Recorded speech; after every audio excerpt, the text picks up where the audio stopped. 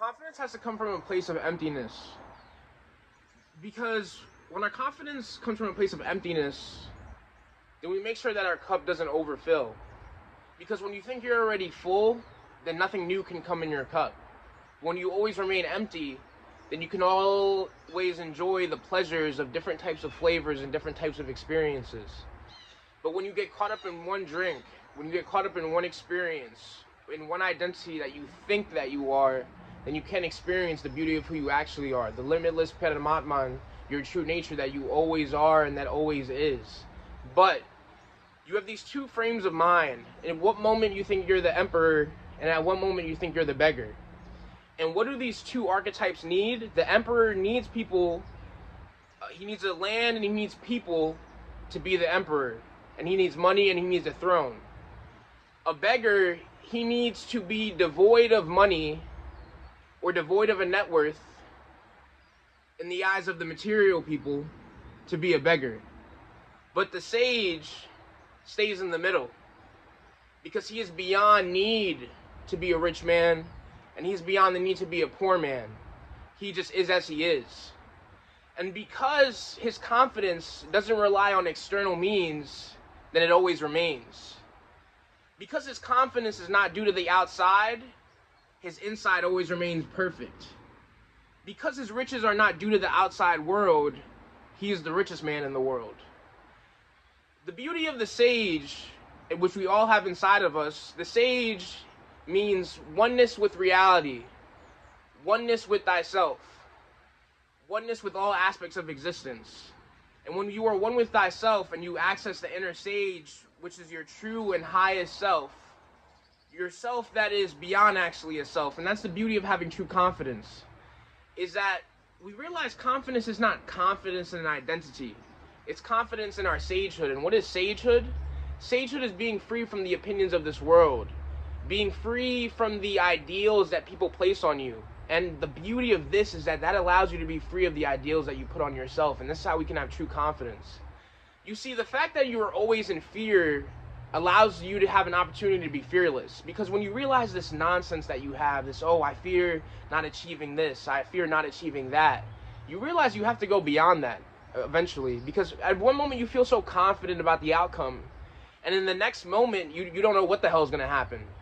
And the beauty of the truth is that it really truly sets you free. It sets you free from the idea that you have to be this humble doe that appeals to the opinions of others. And this is the beauty of not needing to know about yourself and not needing to know about others, is that you don't really care about what the result's going to be. You see, a lot of people, they want to know what the result's going to be so bad.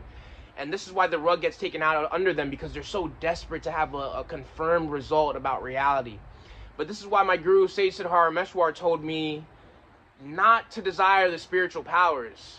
Because when you desire the spiritual powers, for example, as you get along further on the spiritual path, their cities will start to develop, or you'll even start to be able to see through reality and predict the future. But even if you can know the future, you'll only know parts of the future, because God is so limitless. She's so creative that she doesn't even know what she's going to plan. It's spontaneous. And she's so free that she doesn't even feel a need to be confident. She just is as she is. And that's the beauty of it, is that when you don't desire spiritual powers, naturally they come. Because this is the beauty of not needing to know the future, is that you beautifully execute the future because you're focused on the now. And this is how you have true confidence, is in not needing to rely on external validation to feel okay. And this is the beauty of one of my gurus, Dzongazar Khyentse. He told this beautiful story about how one of his gurus used to do snuff, which is putting tobacco in your mouth, and he used to spit it out.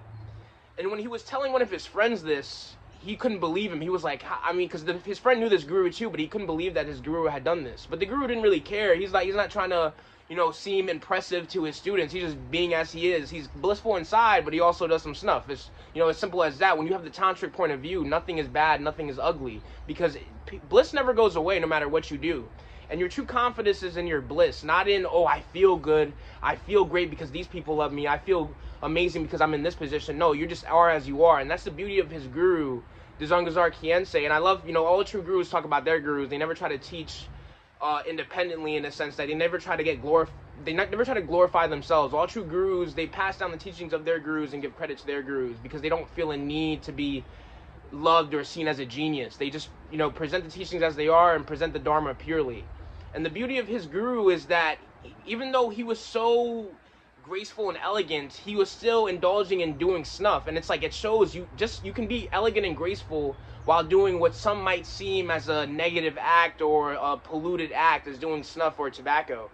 And Dzongazar Khyentse, his friend, couldn't believe that, his guru had done that, because he had known the guru as well. And he was like, no, because a lot of people, Guru Dzongazar Khyentse mentioned this, is like, a lot of people notice his guru's love of birds, but Dzongazar Khyentse, he loved his guru's snuff habit. And that might seem crazy to you, but the way my guru explained it was that even though he called it like a truck driver habit, he said his guru even did that truck driver habit so elegantly and beautifully and majestically.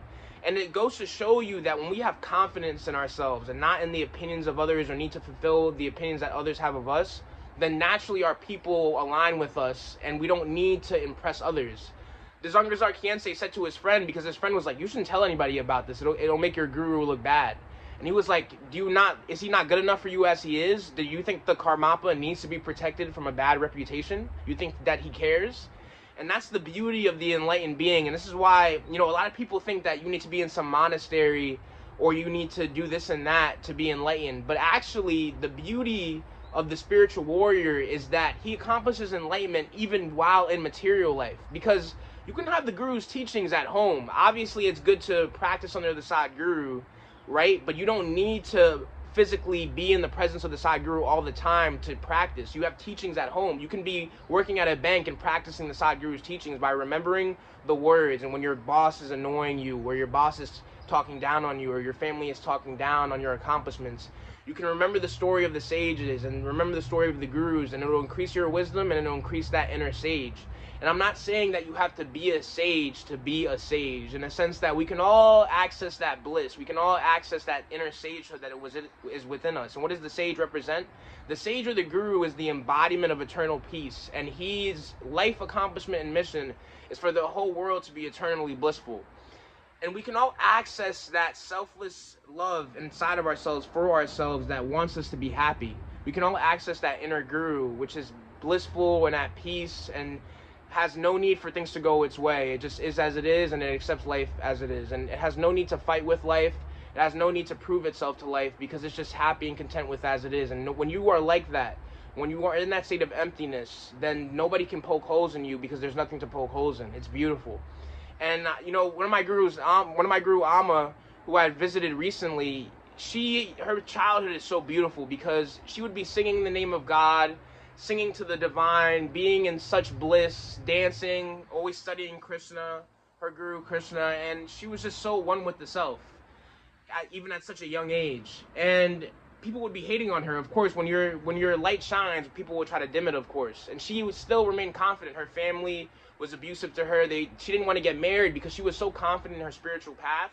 That it's, of course, I'm not saying that in order to be spiritual you can't get married, but I'm saying just her path, she wanted to remain a celibate, but her family hated her for that, because she wanted to pursue that path of spirituality, which is very traditional and celibate and stuff like that. But her family, which was in a sense materialistically traditional, wanted her to get married, and they hated her, the fact that she was so serious about spirituality that she didn't want a husband to distract her from her spiritual path, because nobody around at the time was spiritual, right? Or could, in a sense, focus on that spirituality with her, in a sense. So she felt like the only way for me to perfect my spirituality is to be celibate. So it's beautiful how even all the noise that people were, throwing her way, she was silent in between that noise. And it's beautiful how her family was trying to mess with her, trying to make her go this way and that way. But she was so confident in the will of God, because she was surrendered to God. She was surrendered to her guru Krishna's will, in a sense that she was always studying the teachings and realizing that the opinions of others has nothing to do with me. Krishna in the Bhagavad Gita says, some people think they are the slayer and some people think they are the slain, but they are ignorant, Arjuna. They are neither. And that's the beauty of the guru's teachings and studying the Dharma and always remaining the student, is that when we think we know, then we have no opportunity to surpass our own understanding. We have no opportunity to grow. And when we think that we need to be this extremely smart person that in our mind we just know everything, then we can't actually know. We can't see the beauty that is going to open up to us if we just remain devoted to the guru and practice boundless wisdom and limitless wisdom that we have to learn. A lot of people, they study certain wisdom teachings, they study, how to be confident, but they don't actually incessantly practice being confident. They don't carry the Dharma throughout their lives. They don't remember the Guru's teachings. Like, for example, if you're going through something with your family, just like I told you this Amma story, you can remember the stories of the sages who they went through such trials and tribulations, but even then they were still able to go beyond those trials and tribulations, and they came out not guilty. But you've judged yourself as guilty of being as this, of being as that, and that's why you can't stay in the middle. So learn to just stay in the middle and not have to perceive yourself as high and low, but you're just content with being a nobody. You're content with just being in the self. You don't need to prove to yourself that you're confident. You just are as you are, because a lot of people, they're like they have to get ready for this, they have to get ready for that. It's like, but the beauty of a roller coaster is that you just get on the roller coaster and you just enjoy the ride. And it's like a lot of people might perceive it as crazy to just go on a roller coaster that's so bumpy, but you actually find it thrilling. And this is the beauty of accepting and being in a state of not knowing, is that we don't feel a need to control reality. We don't feel a need to control ourselves, and then we won't let anybody else control us. So that's why it's so important to listen to the Guru's teachings and go over his life story and pay attention to his life, or his or her life, and remember those teachings. And just like I told you the story earlier of how the Zungazar Khyentse remembered his guru doing snuff, he was always remembering his guru, how free his guru was, how his guru didn't care about his reputation or seeming as perfect. He didn't care about being this saintly person that people think is so high and mighty. And what's beautiful is that desire to be genuine is what made him saintly. And it's beautiful how when we go beyond being a hypocrite, we can just present ourselves as we are, and we have no need to match an ideal that is forced onto us by ourselves and society. A lot of the times we get so caught up in what other people think we should be doing in life. And I'm telling you, if you're just willing to take that risk, and you have to be willing to die. You have to be willing to die from what you were and what you thought you were in order to be truly confident. Because I'm telling you, it's only the crazy people that are able to achieve the most in this world. And a lot of people will think, oh, I'm talking about spirituality, but and that means I'm excluding material success. No. It's actually, spirituality makes you achieve success a lot better, because you start to become beyond a self. You start to become, in a way, a crazy, a madman. As Siddhar Meswar says, one must be considered crazy by the society-wise people in order to be free from such social bondage. So it's beautiful that when you're willing to be crazy, then you can actually achieve, because it's the craziest people. Like, for example, you know how many billionaires dropped out of college? And I'm not against money. I love the goddess of wealth, Lakshmi. So I'm not against money. I help my students achieve, even in material life. I want them to be happy while being rich. I don't want my students to be just poor. I mean, if they want to be poor, if they want to be a full renunciate, go ahead. But really, it's the higher power who chooses whether you renunciate or whether you're wealthy. So just surrender to God's will, and I'm telling you, you'll be even more confident. Because why do you need to rely on these itty-bitty thoughts? Oh, I'm a big man, I'm a big woman. You can just rely on God. You don't need to think anything. You can follow the flow, and everything will be perfect.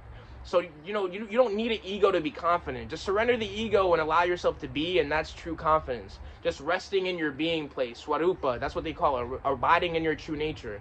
And it's beautiful. That's why, devotion is so important, because when we constantly train, that's how confidence comes. When you do something once, you ever enter something new, and it's like you haven't really, you kind of have an idea of it, and you can maybe kind of, claw your way through it, but you didn't really do it smoothly. When we're constantly listening to the Guru's teachings and churning it over and over again, that's when we become truly confident, because it allows us, Bruce Lee says, I fear the man who has practiced the same cut 10,000 times, not the man who practices 10,000 cuts in one day. Because it's beautiful that when we slowly practice, right, it's like we're not just trying to rush to get the results. Because a lot of people rush their results so they can get validation or reward, or they can get validation in their head for themselves. They want to be fast. But when we slowly practice those cuts, when we're content with being the student, then we can really truly focus on our technique, and then we can slice through this material world beautifully and properly. Instead of rushing our attacks in this world, we can slowly not view the other person as an enemy or ourselves as the hero. We just see what we need to do, and we confidently do it. And it's beautiful how free you are when you're beyond the need to be yourself. And that's when you can truly experience true confidence. Because I'm telling you, when you think highly of yourself, then you can automatically be brought lower. But when you don't think of anything of yourself, then who can bring you higher or lower, and how can you bring yourself higher or lower? Because I'm telling you, it's like we have so many perceptions of ourselves, and in the end, where do they go? Nowhere. So you should abide in that nothingness, and you'll truly experience what it means to be at home in existence. Not based on, oh, I'm in a throne, so I'm at home, or I'm on the street, so I'm at home, or I'm not at home. Because a lot of people think when they're homeless, that means that, or when they are financially low, that means that they can't be confident. But you have to realize that your true nature is so much greater than money. It's so much greater than any position can give you, because you're beyond a position. We created our own world. We created our own position. So don't let this game dictate how you feel about yourself. I'm telling you, any emotion that you feel about yourself is based on a lie. It's based on Maya, the illusion. Any thought that you have, any feelings of lowness or highness, they lead to nowhere. So abide in that nowhere and just be as you are and be free and be beyond the ideals and the expectations that you have of yourself.